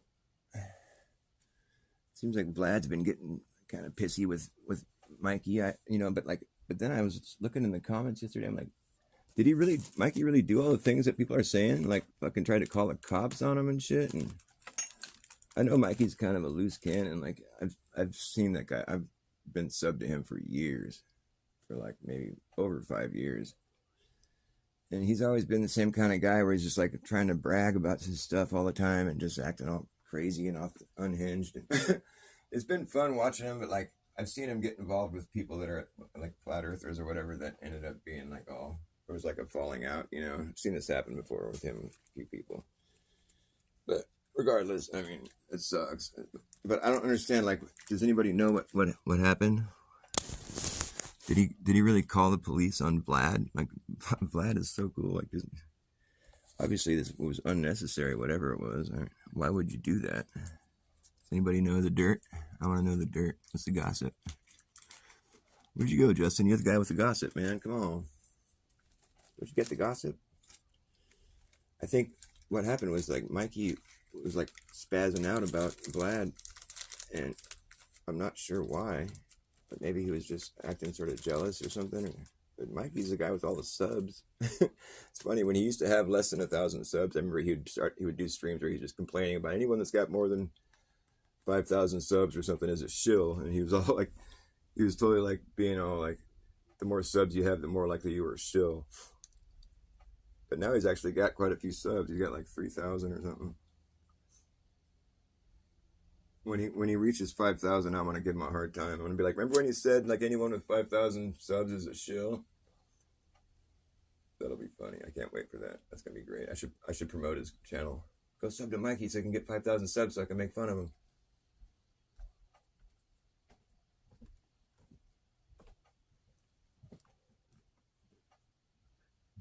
But basically, so he can make fun of himself, because he said anyone with 5,000 subs is a shill. He said a lot of crazy stuff, though. I don't want to go into that for too long, because if I started quoting Mikey, it could be it'd be a fun road to go down, really, because he says some fucking hilarious shit, too, man. I've watched that guy. He was doing, like, activism out in front of maybe it was a college or something. But he was, like, telling people, he was, like, people were, like, questioning his whole flat earth thing, you know. And he's like, my uncle works for SpaceX or something. He's like, what do you have to say to that? And he's like, you know, well, they're fake or whatever. And the guy's walking away all pissed, and he's like, you're not spinning. You're not spinning. He's like, You know, just being a spectacle in public, you know, it's great. Yelling at people, "You're not spinning!" I thought that was funny. And it's true, too. That's what's funny about it, is that he looks like the crazy guy, but he's being honest. He's being true. The crazy guy is the guy spitting truth. That's what everybody should learn from that situation. Sometimes the people that seem crazy are the people that know the truth. Because the truth is stranger than fiction, usually. Although the fiction in this case, I think, is stranger. You think you're on a spinning ball flying through a fucking infinite void for billions of years. And it's been such a stable ride that we've managed to evolve out of pond scum. Lifeless space debris. Lifeless space debris evolved into what we're doing right now. Because it's been such a stable ride on this spinning ball through the infinite vacuum, full of haphazard fucking random space debris that's coalesced, and stars that are collapsing, gases that are causing gravity wells, and dark matter, and black holes, and supernovas, and a bunch of fun stuff going on. But we've managed to evolve out of lifeless space debris. It's been such a stable ride for this many billions of years that we've been here. Although the dinosaurs evolved and then they died because of a space debris, I guess that's what they say. It's a great story. Very fantastical. Zero evidence of any of it. But, you know, I can make up stories too. I can do that. I'm good at it. I can make up a story. Okay, the sun that we see in the sky, that is source. We'll call it source, all right? And that is the source of life. That's where your spark of life comes from. Every time a person is spawned on Earth, their soul is spawned, it takes a little piece of that sunlight out, it takes a little sliver out of that sun up there. Your soul comes out of the sun, your spark, leaving a corresponding sunspot. So every time you see a sunspot up there, that's somebody's soul that just spawned down here. And that's why when you die, they say you know there's a light at the end of the tunnel. You're returning to source. You know, so the sun does recycle, you know, souls, but when enough people actually make it to heaven, like when all the souls finally make it to heaven, the stars beyond the sun, that's when the sun it runs out. Like if it gives birth to all the souls and the souls keep going to heaven, they don't recycle back into the sun. Eventually the sun will give out and it'll no longer be a sun. Because if all the souls that spawn ascend to heaven, they don't return to the sun, so eventually the sun will be depleted of souls and it'll go dark. And there'll be a few souls down here, you know, that managed to survive the dark ages, the ice ages. But as soon as the earth gets cold enough, it shudders and pops out a new sun. But boom, sends it up in the sky. It breaks off its umbilical cord. It's like giving birth to a new sun. Shoots it up into the sky, a whole new sun full of souls. And it starts doing its thing, and souls start spawning, and, you know, life continues. And the old sun is still up there floating around. It lost some elevation. It sank a little bit, but it's still doing its circuit. It's made of the stuff that suns are made of, so it charges up when a sun shines on it, you know, causing the moon light or whatever we're saying. You know, the little craters you see on the moon, that's from where it was all boiling and bubbling and popping before it went out. You know, it's like anything that fluid and hot fluid goes cold really quick, solidifies, and you see all those little craters where the bubbles were popping from the sun activity. It's really hot there, you know. And you can even see the umbilical, the belly button on the moon. If you look, you see on the very bottom, you see like an umbilical, like where an umbilical cord had been connected to it at one point. It's got a belly button. You can see it. But yeah, I think we're on our second sun, maybe. This is the second sun that we're looking at right now. That's why the old sun is still up there floating around. And, you know, there's people that say their tribe remembers a time when there wasn't a moon. Well, that would make sense because there was a time when there wasn't a moon. It was before the sun depleted the first time. I love you too, baby. I love you. Oh, sorry. It's okay. I'm gonna get a cigarette. I know. 11:20, I think. Nice and cozy. I think I needed a day of rest. I haven't run was great. Where did you run? But I went up Redwood Straits anyways. Usually I go the other way, but there was all this traffic coming down because there was an accident or something. Oh, yeah. So I was like, I'm not going to walk on the road with all the cars. Oh, so yeah. I went up Redwood Estates and then back around to down Melody and then back down. Oh, cool. You went all the way out there? Yeah. Wow, that's so a good one. It was like 7.5 miles. So. That's far, yeah. Yeah. But I did a good job. I felt like I walked up that hill easier than I did the last time. Yeah, it's a pretty good hill. Going up the summit, to the summit, to Redwood Estates. Yeah, that's a good hike. Because there's 2 entrances in Redwood Estates, but I go to the second one, the top one, where the park is. Yeah. Oh, I know what you mean, yeah.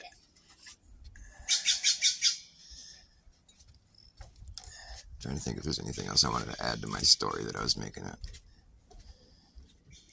Yeah, so that's kind of like the duality of this world is as long as there's people that haven't lived a perfect life, you know, there's still going to be sun recycling, like sparks recycling back into the sun, you know. But like when people live a perfect sinless life or whatever I don't know how to make that part of my story fit in, but it's like you either go to heaven and become a star, you know, when you pass, or you return back to the source, the sun, based on how you lived your life. I guess it's like a test, you know. But it's almost as though this cycle perpetuates itself the more people don't pass the test. So that's kind of counterintuitive too. So I don't know how I'm going to factor that part in. But I mean, when you think about it, it's like we're left with kind of a blank slate if we want to just throw out everything that's been presented to us, you know. And like we would have to just start making up our own cosmology. Imagine if you were just placed here and you had to come up with your own cosmology and like just figure out what's going on. I think people intuitively understand there's more than meets the eye. You know, it's like there's more than just the physical. There's spirit world too. I think that's becomes obvious, you know, to any living creature. Maybe. I mean, that's just what I'm assuming. But so I would want to have that be, you know, like incorporated into my I guess it's kind of what cosmology really is. It's like, you know, a philosophy as to like what our place in the universe is.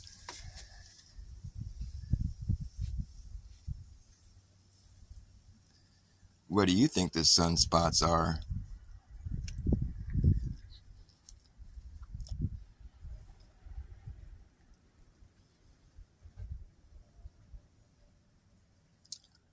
Because the moon looks to me like it's something that used to have a different purpose.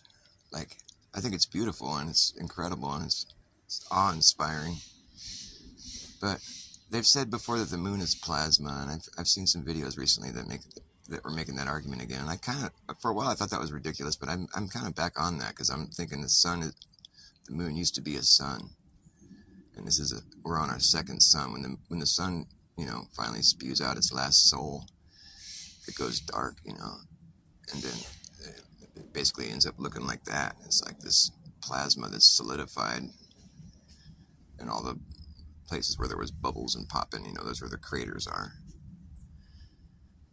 And the fact that it's up there doing the same kind of circuit as the sun, you know, it has a lot in common with the sun, you know, and the fact that it charges up, it's like it still has some kind of like functionality to it left, you know, but it's not what it used to be, kind of thing.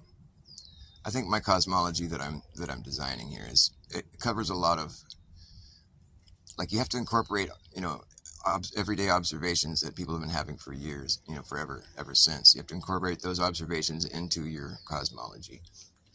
And there is a tribe of people on Earth that claim that their ancestors knew of a time when there wasn't a moon. And that's just like as far back as, like, you know, so it's like I want to incorporate that into my cosmology I'm designing here and explain that somehow, because if that's really true, then there has to be a reason for it. And I think my cosmology gives a perfect reason for that, because the moon used to be the sun and there wasn't a moon before that. And I think the sun is born from the North Hole, a hole in the middle, you know, because it comes up right there. That's where the sun starts its circuit. Ooh. It becomes activated as soon as it's born. It sends it way up in the sky. And there's science that explains all of it if you really wanted to get down to the nitty-gritty, but it's clearly a creation.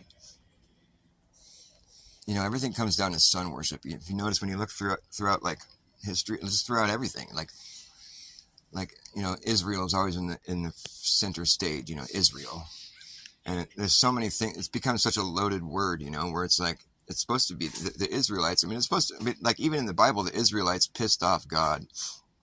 You know, he's like, these people complain too much. They're never going to get there. Their children were, but they're not. These guys are just complainers. They're not going to get there. They're not going to make it to their homeland. And he was pissed about it, and Moses had to talk him out of, like, fucking, you know, we'll let their ancestors get there, or their kids reach there at least, or whatever. But anyways, I know that, you know, people that curse Israel are cursed by God or whatever, according to the book. But like, and it's weird how Israel has become such a loaded term. That's what I was getting at, is because of what the Israeli government is involved in. It's not just people that are Jewish or that are, you know, it's like, we're talking like the Zionist government that controls Israel politics or whatever, policies. They're fucked up, man. Really fucked up. And it's like, when you think about the word Israel, though, it's like, Ra is like sun, Ray, you know, sun, the sun god. That's what, like, there's some African tribes that, like, Ra is the sun god. R-A, Ray, Ra. And then El is God too. It's like, El is God, I think, is what E-L, that's what that means, God. So it's like, is sun God? Is the God sun? It's always coming down to sun worship. It's like everything that we have that's offered to us. It's like Christianity is like, you know, God's son, Christ.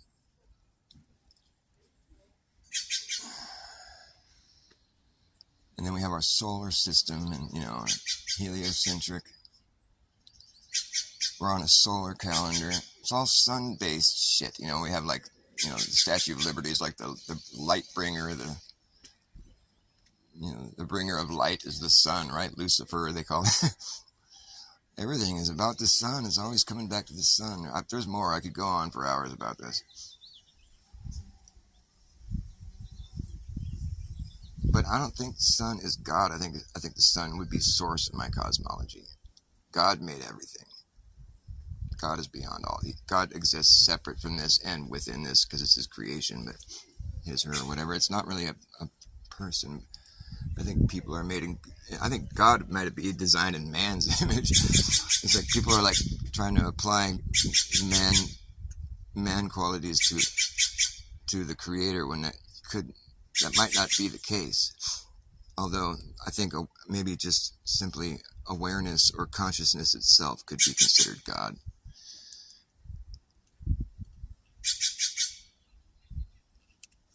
I don't know. When you're designing your cosmology, you really have to take a lot into account. There's a lot of stuff to think about, you know what I mean? You know what I'm saying?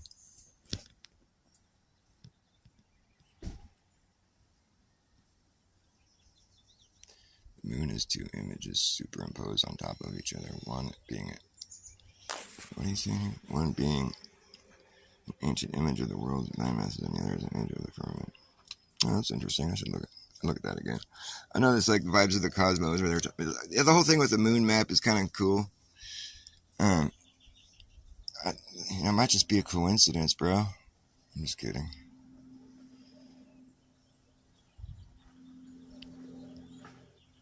I don't think the moon is something you can land on, though. What do you think? It's just like I think it used, I mean, what's the thing? In my cosmology I'm designing, it used to be a sun. But that's why it would be made out of plasma in the first place, I think. So there's stuff like you could incorporate into your cosmology that's like already been argued as being true. I mean, obviously mainstream science has not accepted the idea that the moon is made of plasma. But that one dude did say that, though. Anyways, I gotta get ready to go get my boy. Thanks for hanging out, you guys. talk to you soon. Love you very much. Don't be strangers in my echo chamber.